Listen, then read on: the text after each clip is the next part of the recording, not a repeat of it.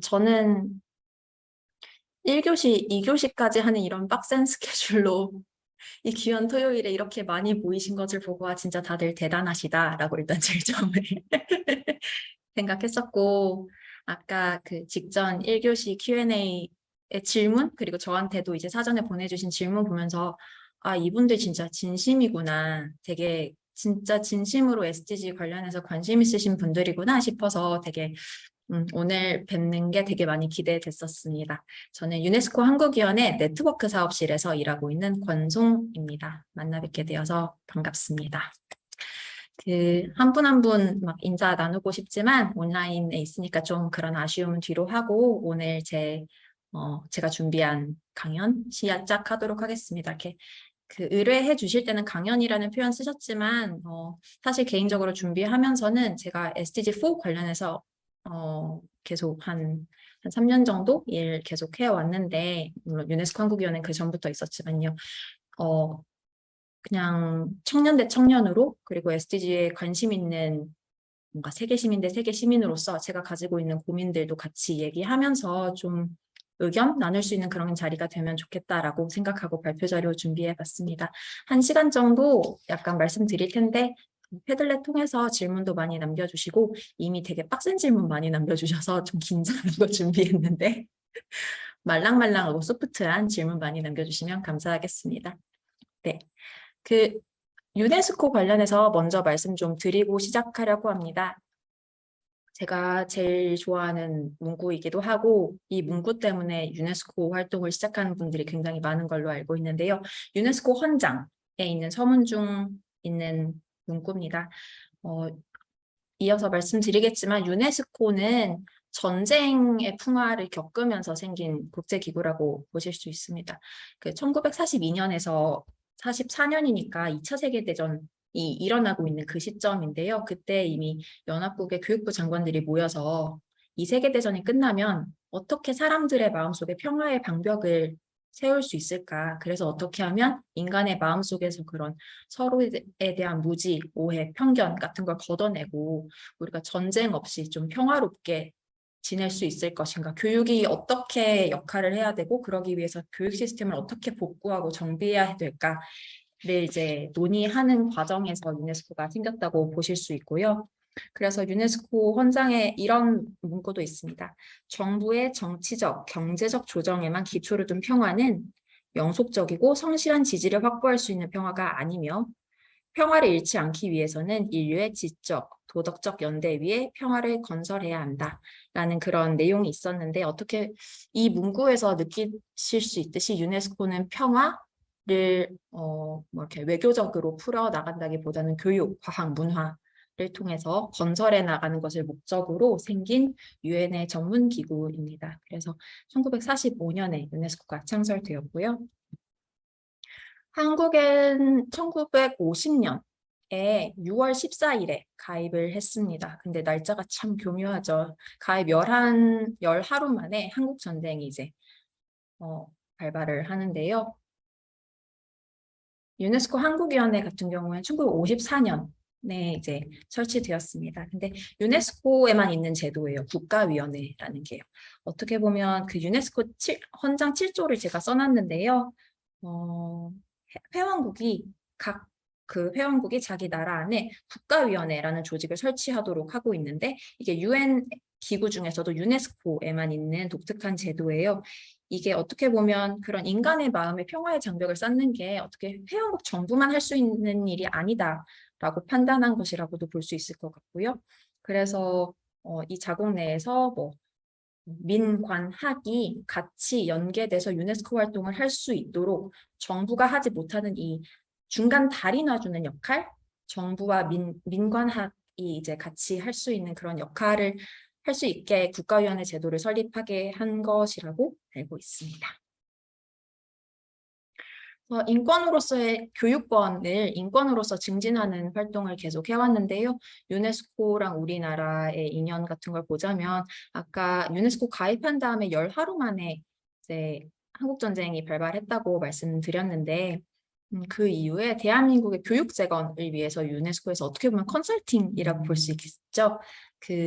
전문가들을 보내줘서 한국의 교육 재건이 이루어지려면 어떻게 해야 되는지, 무엇이 이슈고 현안이고 앞으로 어떻게 나가야 되는지 그런 청사진 같은 것을 교육 재건 보고서 그 가장 왼쪽 그 약간 누리끼리한 그 문서인데 그런 것을 지원해줬고 교육 지원 그리고 오른쪽에 보시면 국정교과서 인쇄할 수 있는 공장을 구축하는 것도 유네스코에서 지원해 준 것으로 알고 있습니다. 그래서 우리보다 앞 세대, 약간 우리 할아버지 혹은 좀 나이 많으신 삼촌 이모 정도의 세대에서는 내가 유네스코 알지.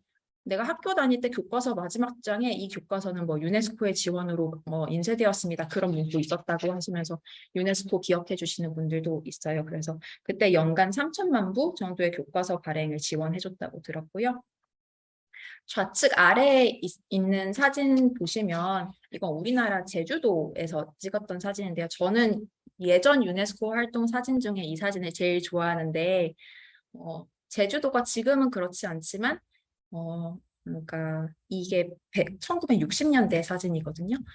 그때 기준으로 보면 육지에서 떨어진 섬, 그리고 특히 여성들 대상으로 하면 우리가 흔히 말하는 소외된 지역, 소외된 계층이라고 볼 수 있는데 이때 제주도 여성뿐만 아니라 미취학 아동 청장년층이 공부할 수 있게 문해 교육을 하는 그런 사업이었다고 해요. 그래서 이때 이제 유네스코 한국위원회가 또 적극적인 활동을 했다고 하는데 이 당시에 카라치 플랜이라는 게 있었는데 아시아 지역의 초등 의무 교육을 확대하고자 약간 국제사회가 같이 움직인 그러니까 우리 이런 목표를 설정하고 같이 나아가 보자라고 했었는데 그때 목표가 그러니까 지금 말씀드린 1960년 기준이에요. 그때 목표가 1980년까지 최저 7년간의 무상 의무 교육을 실시하도록 목표를 세웠대요.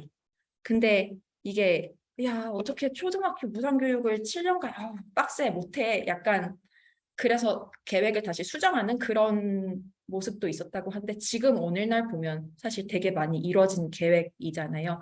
어떻게 보면 유네스코가 했던 되게 많은 활동 중 하나는 국제적인 스탠다드를 설정하고 지역 수준에서 그것을 또 맞춰가고 그래서 각 국가가 조금 더 높은 교육적 목표를 달성할 수 있도록 서로 으쌰으쌰하는 약간 그런 활동을 유네스코가 또 했다고도 보실 수 있을 것 같아요. 오른쪽으로 좀 재빨리 넘어가면 북한의 교과서 인쇄할 수 있는 공장을 지원한다든지 이런 교육 사업도 있었고 또 국내 우리 유네스코 학교 네트워크라는 게 있는데요. 아까 앞서 말씀해 주셨지만 세계 시민 교육이라든지 지속가능 발전 교육 관련해서 여러 가지 활동하고 있습니다.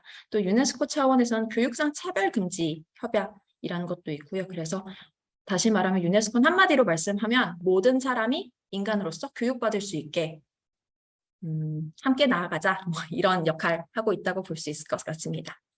지속가능 발전 목표 중에 4번에 관련해서 유네스코가 국제적으로도 리드 에이전시라고 해서 선도기관으로 좀 중추적인 사무국 역할을 하고 있어요. 그래서 유네스코가 SDG4와 관련해서 다른 국제기구, 회원국들, 시민사회, 재단들 등등을 같이 이렇게 모아서 되게 큰 국제 회의들 하고 그러면서 좀 SDG4를 이행이 늦어지는 것 같으면 촉진하고 코로나 때문에 교육에 대한 투자가 후순위로 밀리면 이러면 안 된다 하면서 끌고 가고 약간 그런 역할 하고 있습니다. 그리고 많이 들어보셨겠지만 SDG 이 17개 목표 중에서 SDG4는 이 17개 목표를 가능하게 하는 목표라는 이름으로서 또 불리기도 합니다. 그래서 17개 목표 중에 안 중요한 게 어디 있겠냐마는 SDG4에 대한 많은 기대를 사람들이 갖고 있는 걸 종종 느끼게 되는 것 같습니다. MDG 아마 들어보셨을 텐데요. 새천년 개발 목표에서 인천 선언까지가 좀 이전의 교육 담론이었다고 이제 볼 수 있을 것 같은데요. 오늘 여러분께 말씀드릴 이야기 중 가장 핵심이 오늘날의 교육 변형 논의가 어떻게 이어지고 있느냐인데 그 이야기를 하기 위해선 그럼 조금 전에 있었던 교육 변혁 논의는 무엇이었을지, SDG4가 있기 전에 국제사회 교육 논의는 무엇이었을지에 대해서 말씀드리고 싶어서 여기서 이야기를 시작해 보고자 합니다. 2015년 인천 세계교육회의는 SDG4가 이제 구성되기 전에 그런 좀 중추적인 논의를 한 자리라고 볼 수 있고요. 인천 송도에서 개최됐습니다. 그래서 되게 많은 분들이 모르고 계시는데 SDG4와 한국의 인연이라고 할까요? 그게 되게 밀접하다고 볼 수 있을 것 같아요. 그래서 새천년 개발 목표에도 교육 목표가 있었습니다. 두 번째였는데요. 그건 보편적 초등교육 달성이었어요. 그래서 핵심적으로는 교육을 양적으로 확대해서 조금 돌려서 얘기하자면 상대적으로 뭐 학교에 가지 못하는 여자 아이들, 여아의 그런 초등 취학률 같은 걸 높이자, 약간 이런 것에 조금 더 국제사회가 초점을 맞춰서 우리가 좀 이렇게 개발협력 관련해서 쓸 수 있는 돈이 무한하면 좋겠지만 그렇지 않으니 여기에 좀 집중해 보자라는 정도의 느낌이었다고 봐주시면 될 것 같아요.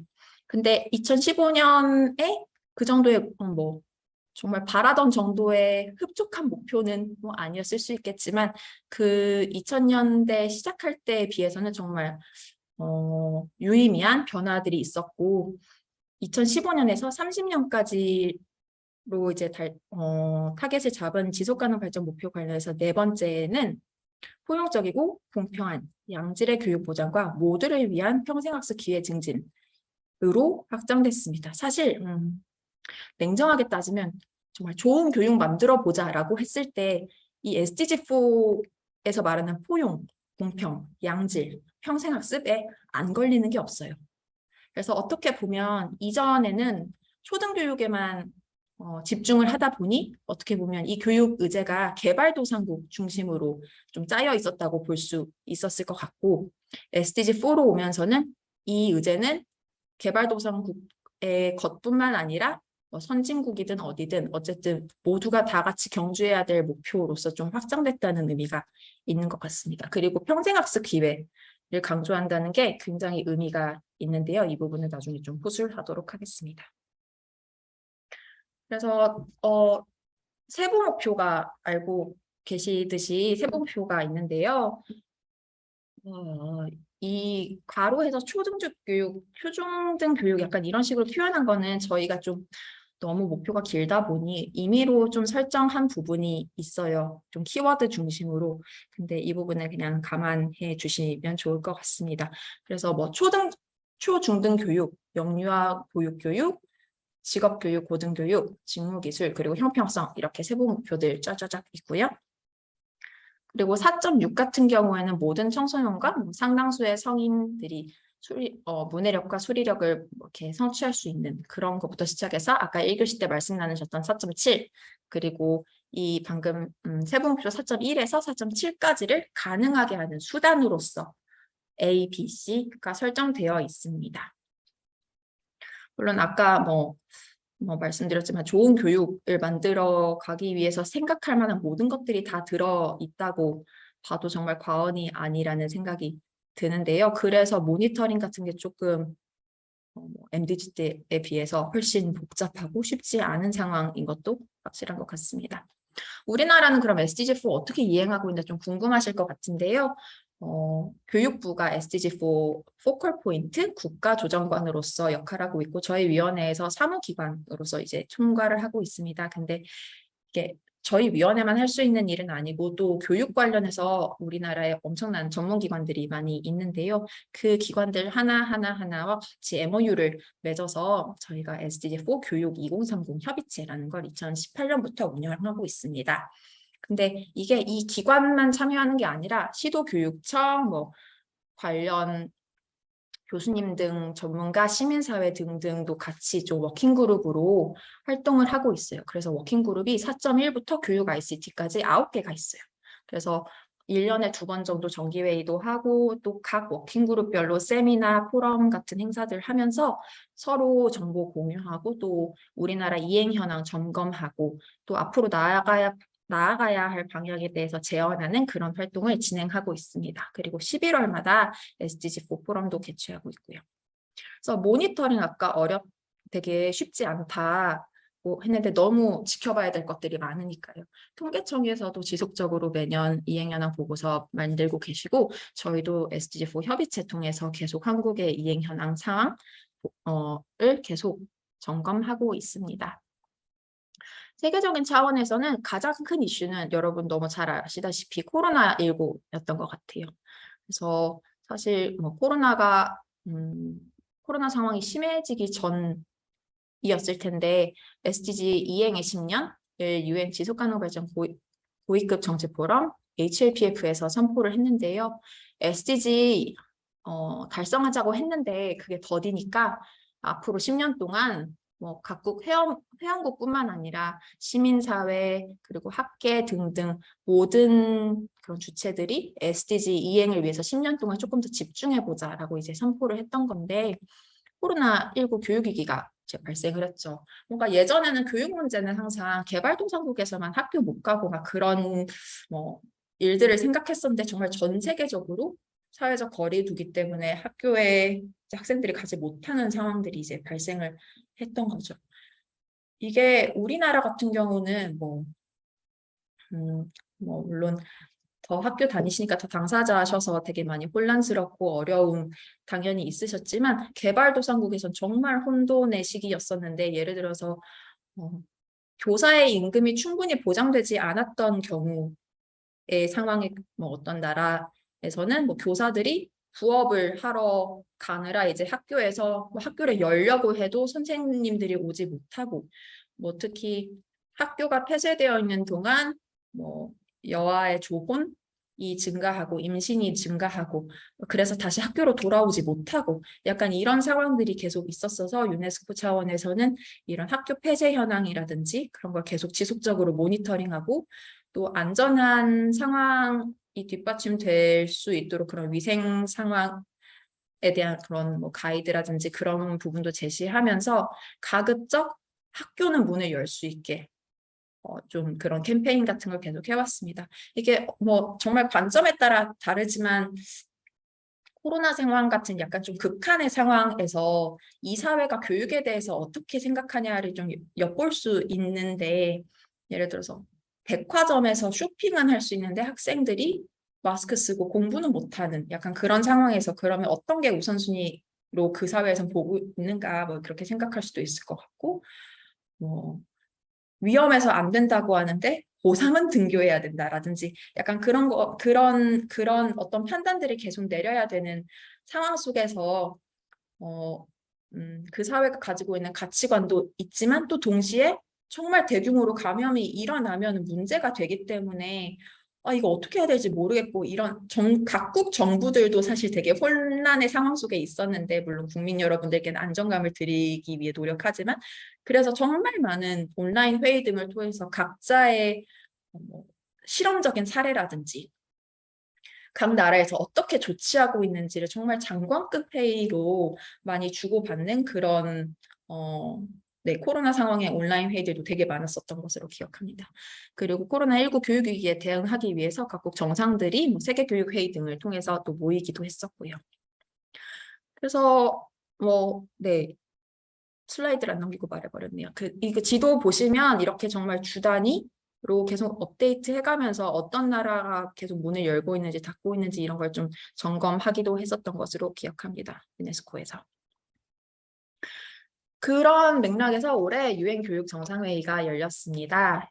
유엔 교육 정상회의는 뭐 대통령, 총리급 정말 정상들이 모여서 SDG4 관련해서 안 그래도 속도가 더뎠었는데 코로나19 교육위기로 학교까지 닫으면서 뭔가 정말 후퇴하는 이런 현상을 맞이한 SDG4를 어떻게 다시 궤도로 올릴 것인지 그리고 코로나19 상황을 한번 경험하면서 교육이 바뀌어야 된다는 그런 공감대들이 형성되었는데 어떻게 교육을 변혁시켜야 될지에 대해서 논의하는 자리로서 기획된 회의로 알고 있습니다. 그 회의 결과 문서로서 유엔 사무총장이 비전 성명을 제시했는데요. 그 말씀을 드리기 전에 좀 재밌었던 거는 이 회의가 3일 동안 이루어졌어요.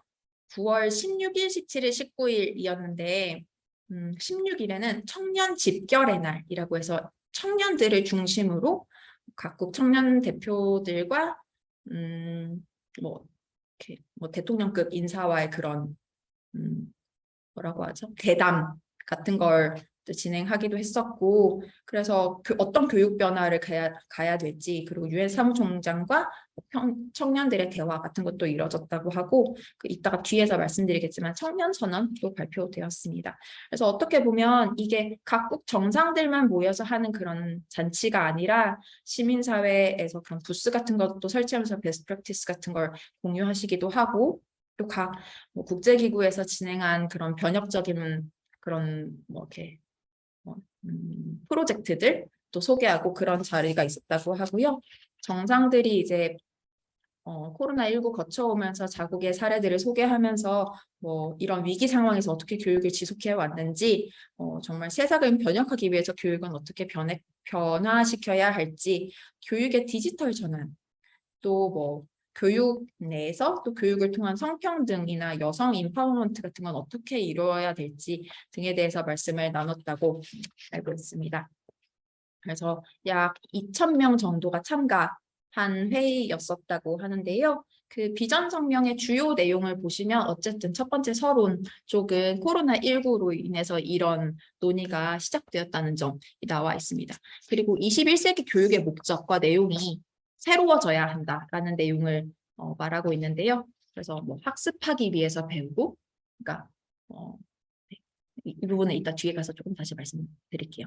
더불어 살기 위해서 배우고, 또 뭐 직업적인 활동, 혹은 또 세상을 변화시키기 위한 그런 활동을 위해서 학습을 하고, 또 인간 스스로의 존재를 위해서 학습하고, 약간 이런 식으로 21세기 교육의 목적과 방법이 바뀌어야 된다는 그런 내용을 제시하고 있고, 또 이런 목적을 달성하기 위해서 오늘날의 교육 시스템 자체가 전환되어야 하는데, 그 방향으로서는 모든 학습자의 역량 개발을 지원하는 학습 환경, 또 교사가 스스로 변혁의 주체가 될 수 있도록 되어야 된다. 교사의 중요성을 강조하고 있고요. 또 공교육에 대한 그런 방점과 또 그 과정에서의 디지털 전환에 대해서 이야기하고, 또 아까 말씀드렸듯이 코로나19 상황에서 교육이 다른 뭐 보건이라든지 다른 분야에 비해서 이제 후순위로 밀려나서 뭐 우리나라는 상황이 좀 다르지만 되게 재정적으로 정말 깎이는 그런 상황들이 되게 많이 발생했었거든요. 그래서 유네스코에서 지속적으로 교육에 대한 더 많은 그런 투자들 얘기하고 있었는데, 이번 비전 성명에서도 더 많은, 더 공평한, 더 효율적인 투자를 촉구했었다고 합니다. 그래서 이게 말단치로 끝나는 게 아니라 이행될 수 있어야 된다라는 그런 내용을 담고 있었던 걸로 알고 있습니다. 근데 이 논의의 중심에요, 교육의 미래 보고서라는 보고서가 있습니다. 약간 책 소개해도 되나요? 이거 유가 아니고요. 저희 위원회 웹사이트 들어가시면 국문 번역본 있고요. 유네스코 웹사이트 들어가셔도 이제 저희가 유네스코 본부랑 한국위원회랑 같이 공동 출판한 거라서 다운받으실 수 있는데요. 우리가 교육의 미래 보고서라고 부르는데 이름 자체가 귀에 안 꽂혀요. 원래 제목이 함께 그려보는 우리의 미래, 교육을 위한 새로운 사회 계약, 그리고 별명처럼 교육의 미래 보고서라고 부르는데, 이 미래가요, 퓨처에 S가 붙어 있어요. 이게 유네스코의 Futures of Education Initiative로 시작된 결과 보고서라서 그래요. 그런데 유네스코에서 국제미래교육위원회라는 걸 만들었어요. 전 세계에 한 20여 명 정도 되는 교육 분야, 그리고 교육 외 분야 전문가들을 모시고 별도의 좀 독립적인 위원회를 꾸렸는데, 우리나라 같은 경우에는 모든 나라에서 참여하신 건 아니고요. 근데 우리나라도 참여했는데 김도연 전 교육과 기술부 장관님이 참여를 하셨어요. 그래서 이제 코로나 시기 거치면서 서로 논의하신 내용으로 이제 앞으로의 교육이 어떻게 나아가야 될 것인가에 대해서 집필하셨는데, 주요 내용이 평생학습으로 교육권이 확장되어야 된다. 그리고 공동체로서 교육이 증진되어야 된다. 그리고 교육의 목적이 협력과 연대를 향해야 된다라고 했는데, 이게 뭐 들으면 알쏭달쏭하죠. 그래서 뒤에서 상수를 하도록 하겠습니다. 근데 이게 갑자기 튀어나온 게 아니에요. 어떻게 보면 이게 2050년 너머의 미래를 조명하는 국제교육 담론을 얘기한 건데 이 보고서에서도 말하지만 우리는 뭔가 정답을 알려주려는 보고서, 그러니까 각국이 이거 해라 라고 말해주는 게 아니라 이 보고서를 기반으로 마중물이 되어서 이 보고서를 마중물로 삼아서 각 사회에 걸맞은 교육 변혁을 할 수 있도록 어떻게 보면 이렇게 제안을 해주는 그런 보고서라고 보시면 될 것 같아요. 유네스코가 이런 보고서를 처음 낸 게 아니에요. 72년도에는 포르 보고서, 96년에는 들로르 보고서라는 별칭으로 불리우는 그런 미래 보고서 시리즈가 한 20여 년 만에 20년 정도의 주기로 나왔는데요. 나올 때마다 되게 큰 교육계의 반향을 불러일으켰던 고전이에요. 예를 들자면 포르 보고서 같은 경우에는 이때가요. 60년대 후반이 인류 역사상 이런 현상이 처음 일어났대요. 부모 세대보다 공부를 더 많이 했는데 대학을 졸업했는데 갈 직장이 없는 그런 현상이 인류 역사상 처음으로 일어났던 시기였는데 그래서 사람이 아니 그러면 교육이 뭘 어떻게 해야 되는 거야? 뭐 약간 이런 혼란들이 있었던 시기였겠죠. 그때 뭔가 오히려 직업교육으로 향하는 게 아니라 교육의 목적이 인간이 자신의 존재를 실현할 수 있는 것이어야 된다는 차원에서 접근을 했고 그런 대학 졸업하고 이제 평생 교육 안 하고 앞으로 남은 세월을 그냥 그 뭐 초등학교, 중학교에서 배웠던 것만으로 사는 시대는 끝났다. 이제는 평생 교육과 학습 사회다. 뭔가 일터에서도 배울 수 있어야 되고 직장인도 일을 하다가 뭔가를 배우고 싶을 때 뭐 다시 학교로 돌아갈 수 있어야 되고 뭐 도서관에서도 뭐 박물관에서도 수시로 학습의 과정이 일어날 수 있는 그런 공동체가 되어야 된다는 그런 개념이 처음으로 나왔는데 어떻게 보면 지금 보면 조금 우리에겐 익숙한 개념인데 70년대 당시에는 이 개념이 거의 처음 나오다시피 했다고 해요. 그래서 포르 보고서에서의 이 논의가 교육의 미래 보고서까지 이어지는 것으로 교육계에서는 보고 계신 것 같아요. 그리고 들로르 보고서는요. 이 보고서가 나왔을 때의 배경이 국제화 담론이 나왔던 2000년대 즈음을 앞두고 나온 보고서예요. 그래서 평생학습을 강조하면서 그 교육을 떠받치는 4개의 기둥이란 표현을 은유적으로 쓰는데 학습은 무엇인가를 알기 위해서 그리고 뭔가 행동하기 위해서 존재하기 위해서 그리고 더불어 함께 살기 위해서 배워야 된다는 얘기가 나오는데 아까 뭐 세계 시민 교육이라든지 그 지속 가능 발전 교육 같은 그런 개념이 learning to live together라고 하죠. 함께 살기 위한 학습 이 개념이 여기서 어떻게 보면 나왔다고 보실 수 있을 것 같아요. 그럼 이 뭐 포르 보고서와 들로르 보고서가 정말 이 교육계에서 정말 굵직굵직한 획을 그으면서 교육의 패러다임을 사실 바꿨는데 교육의 미래 보고서도 그럴 수 있을지는 모르겠지만 이 보고서를 다 읽으시기엔 너무 힘드실 것 같아서 제가 좋아하는 보고서 주요 문구를 몇 개 가져왔는데요. 인류가 2가지 도전 과제에 직면하고 있는데 하나는 모든 사람들이 좋은 교육, 질 높은 교육을 받을 수 있도록 인권으로서 그걸 보장하겠다는 약속. 그동안 계속 해왔는데 계속 일부만 지켜왔는데 그렇잖아요. 뭐 선진국의 웬만한 사람들은 충분한 교육을 받고 있지만 세계 되게 많은 곳에는 그렇지 못한 곳들도 있으니까 뭐 미완의 약속 맞죠. 약간 그것을 계속 이어나가는 그런 행보를 이어나가야 되고 또 교육이 변혁적 잠재력을 가지고 있는데 그걸 실현할 수 있도록 해야 한다라는 그런 내용도 있고 되게 많은 분들이 이 표현 되게 좋아하시더라고요. 평화롭고 정의롭고 지속 가능한 미래를 만들기 위해서는 교육 그 자체도 변혁이 필요하다. 그리고 되게 급진적인 표현들도 좀 있어요. 뭐 교육은 너무 오랫동안 성장 위주의 근대적 개발 패러다임에 뿌리를 두고 있었다. 그런 얘기 많이 하잖아요. 뭐 사실 19세기에 산업혁명이 일어나고 지금의 학교가 뿌리를 두고 있는 그 당시에 학교가 만들어진 되게 큰 이유는 숫자를 셈을 할 수 있고 글을 읽을 수 있는 공장 노동자를 대량으로 빨리 생산하기 위해서 이제 학교 체제가 뭐 확립됐다라는 그런 얘기 많이 하시고 뭐 근본적으로는 그러한 학교 시스템이 오늘날까지 이어져 온다는 얘기 되게 많이 하시는데 교육의 미래 보고서는 정말 학교, 뭐 학습, 우리가 공부하는 그런 공부라는 말을 들었을 때 받는 그런 느낌들이 바뀌어야 되는 게 이 보고서가 촉진하는 뭔가 미래인 것 같아요. 근데 이게 또 뭔가 인류가 맞이하고 있는 되게 큰 문제 중 하나를 기후 위기 같은 상황을 우리가 무시할 수 없잖아요. 근데 지금까지의 교육을 받은 사람들, 지금까지의 교육이 문제가 있다라고밖에 생각할 수 없는 이유 중 하나는 가장 지금까지의 방식으로 잘 배운, 많이 배운 사람들이 기후변화를 가속화하는 사람들인데 뭔가 선진국의 가장 잘 배운 사람들이 탄소 배출량도 제일 높고 그러면은 기존에 우리가 교육을 잘못했던 거 아닌가? 약간 이런 방식? 그런 거에 대한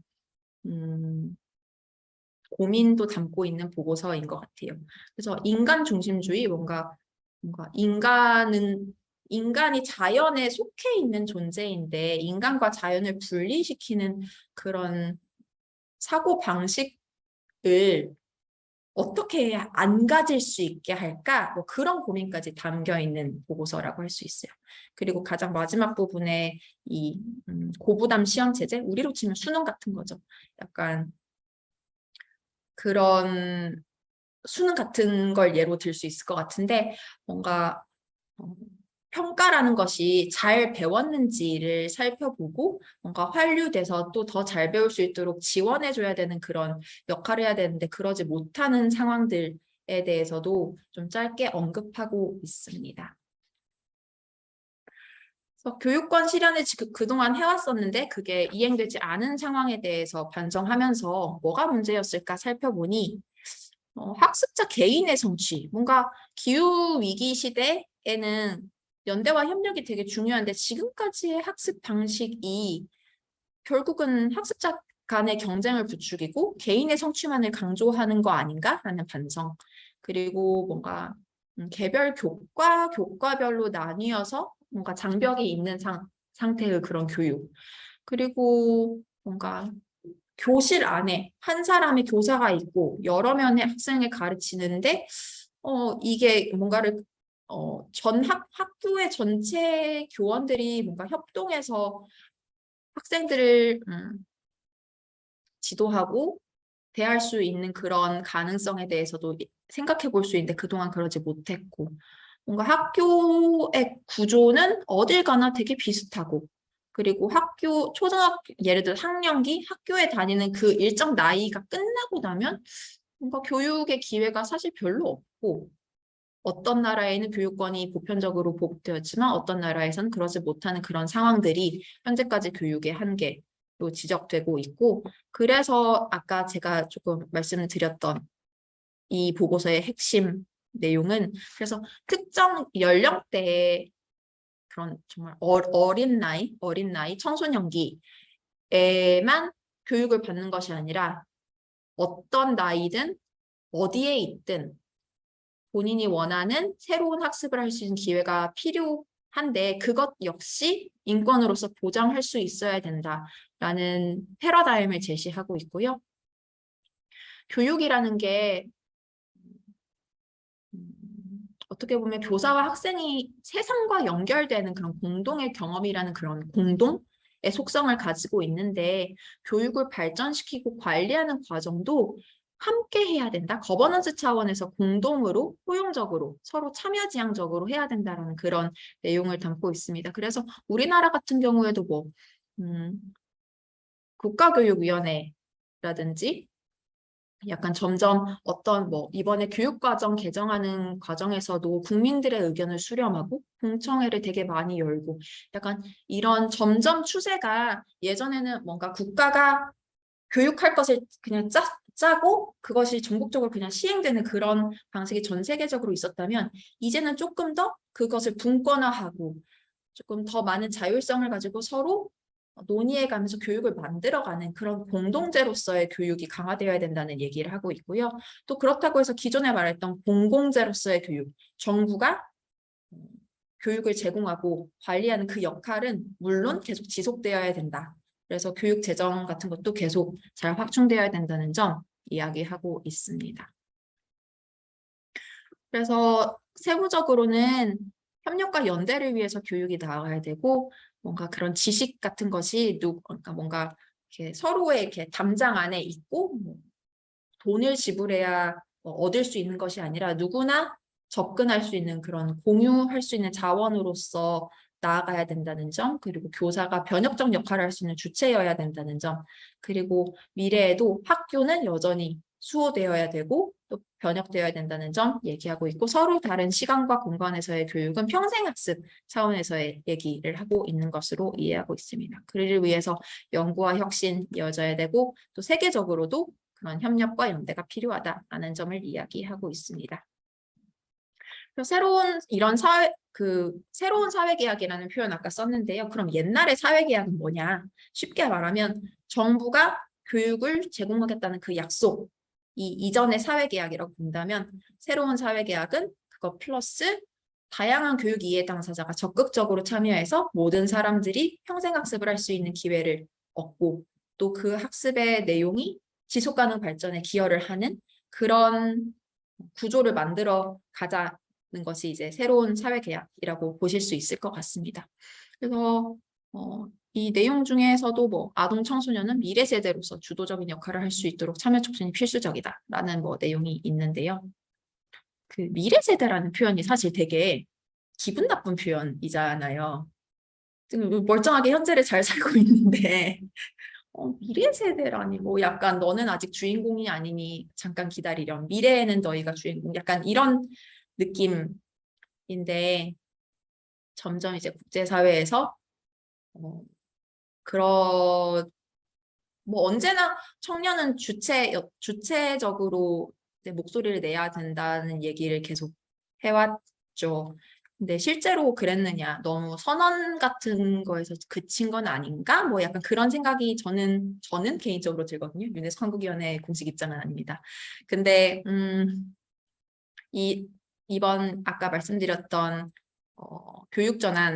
교육정상회의에 UN 사무총장의 비전 선언뿐만 아니라 청년 선언이 있었는데 저는 이 부분이 되게 좋았어요. 서문에 있었던 말인데 모든 과정에서 그런 수동적인 수혜자가 아니라 청년은 파트너이자 협력이자 그런 주체로서 변화의 추동의 선두에 있다고 약간 선언했던 게 저는 좀 마음에 와닿았는데요. 그 구체적인 내용은 어쨌든 이게 국제회의다 보니 회원국이라든지 시민사회라든지 그런 다양한 의사결정자들이 다음의 것들을 이렇게 위해서 노력할 것을 이제 촉구하는 그런 내용입니다. 그래서 되게 인상적이었던 건 청년이 다 똑같은 청년이 아니다. 청년 안에도 다양성이 있다는 부분이 좀 여러 차례 강조되어 있어서 좀 좋았고, 청년이 의사결정 과정에 적극적으로 참여할 수 있어야 하고 또 그 참여할 수 있는 역량을 개발할 수 있도록 지원해야 된다.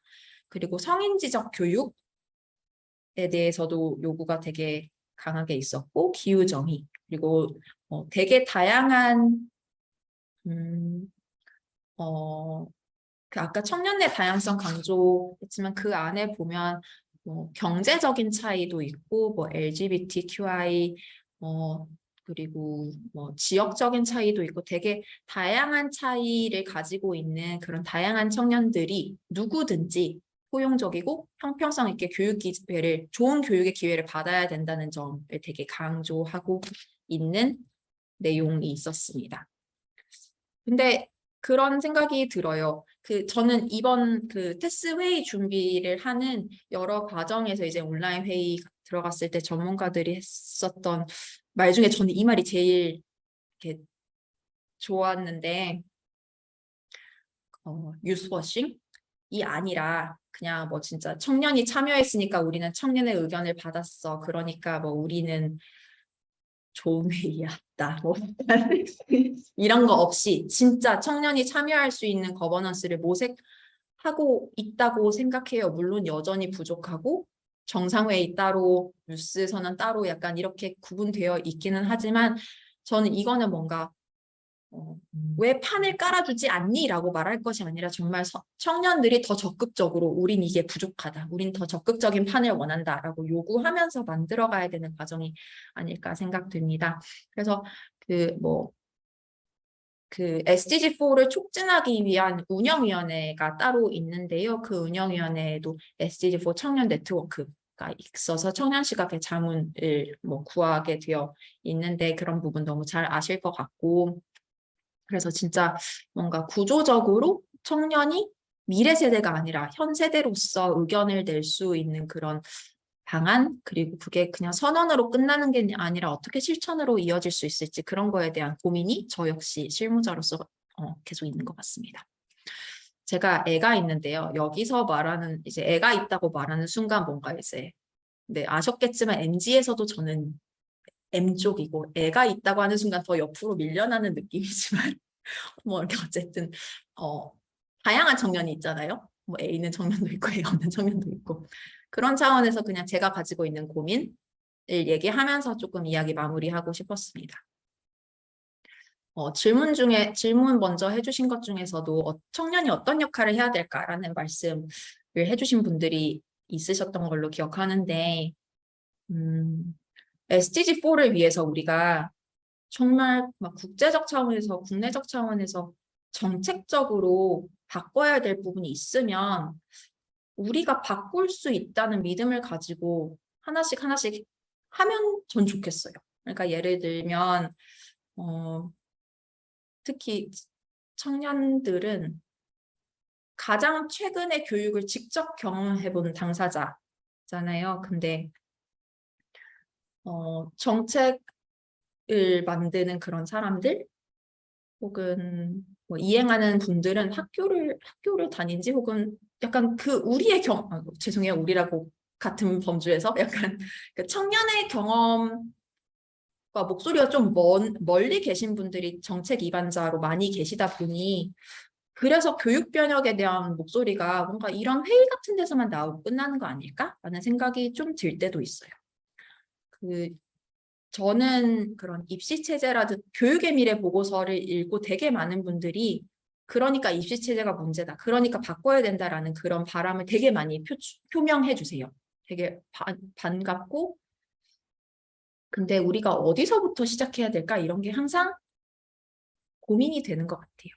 유네스코에서 그 가운데 사진 보실 텐데 시험 문화? 아태 지역의 시험 문화에 대해서 2018년도에 연구를 한 내용이 있어요. 여러분 다 아실 만한 내용일 거예요. 왜 이렇게 입시 체제에 우리가 매달리게 되는지 뭔가 구조적으로 뭔가 직업의 세계, 직업 시장에서 구조적으로 뭔가 위계가 이미 설정되어 있고 그것이 뭔가 대학과 연결되어 있고 그렇다 보니 시험 하나가 너무너무 인생에 영향을 미치게 되고 그것뿐만 아니라 문화적으로도 뭔가 가족의 체면이라고 해야 될까요? 혹은 부모의 기대치를 이렇게 저버리는 것에 대한 큰 부담감을 가지고 있는 그런 아시아 태평양 지역에서 공통적으로 나타나는 그런 문화들이 이런 시험 문화를 만들어내는데 이게 SDG4 발전에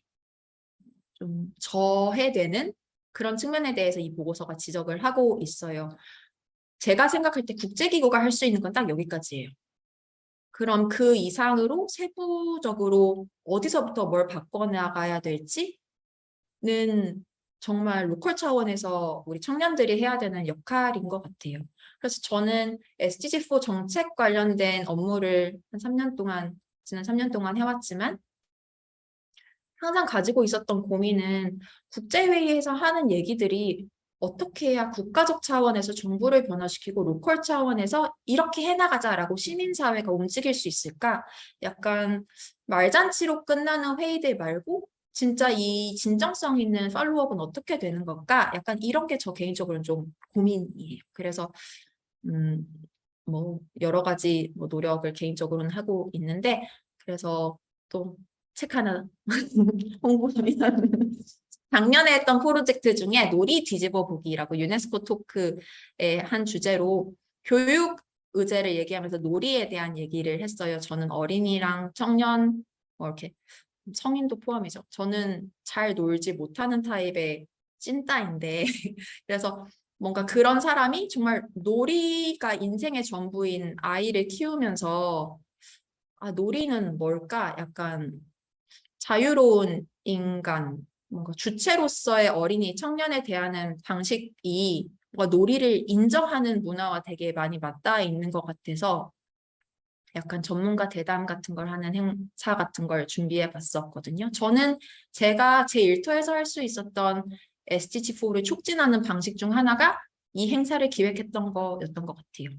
그리고 또 막간을 이용해서 또 이제 저희 어린이집 홍보를 하자면 공동육아 어린이집에 아이를 보내는데요. 그 협동조합이에요. 그래서 아까 공동체로서의 교육 말씀드렸는데 일반적인 어린이집, 유치원은 원장 선생님이 있고 이 원장 선생님이 선생님들을 고용하죠.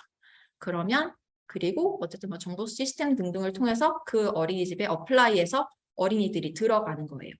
근데 저희는 사회적 협동조합이라서 선생님들도 조합원이고 학부모들도 그 엄마 아빠들도 다 조합원인 거예요. 그래서 의사결정 같은 거 같이 해요. 뭐 선생님 임금, 뭐 한 해 무엇을 할지, 일정은 어떻게 할지, 뭐 하다못해 어떤 행사를 하면 도시락은 무슨 메뉴로 먹을지, 뭐 도시락은 쌀지 주문할지 이런 것까지 다 같이 이야기를 하거든요.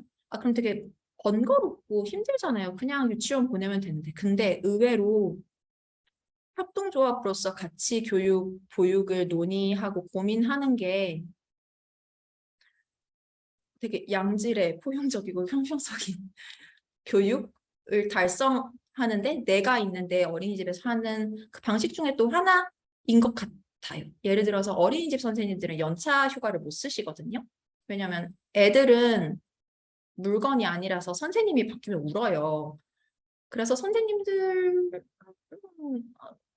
웬만하면 연차를 잘 못 쓰세요. 근데 사람이 살다 보면 아프고 연차도 쓰고 뭐 어디도 가고 그래야 되잖아요. 선생님도 선생님 자녀가 있으면 거길 가야 되는데 졸업식 같은데.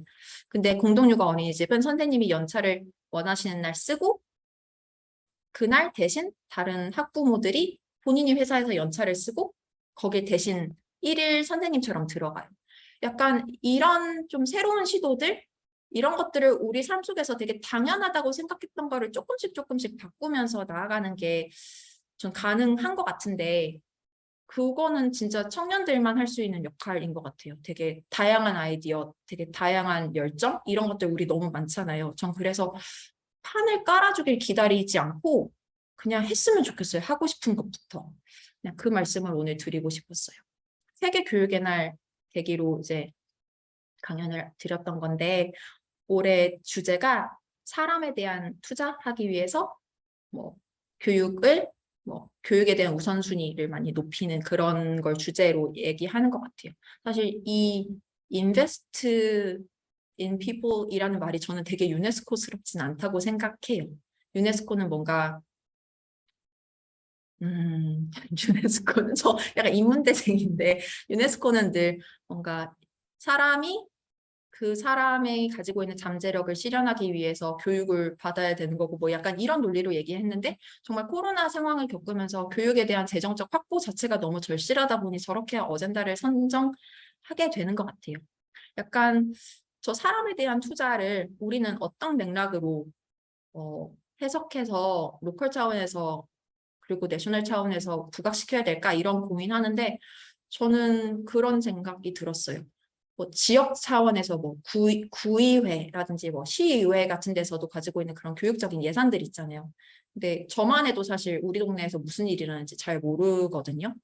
약간 청년들이 더 많이 정치판에 들어가면 좋겠다 이런 생각도 되게 많이 들고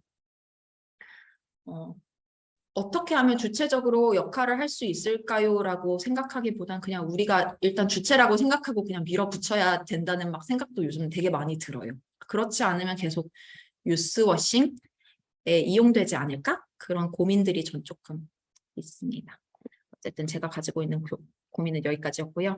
교육의 미래 보고서 중 이제 또 가장 유명한 문구 중 하나예요.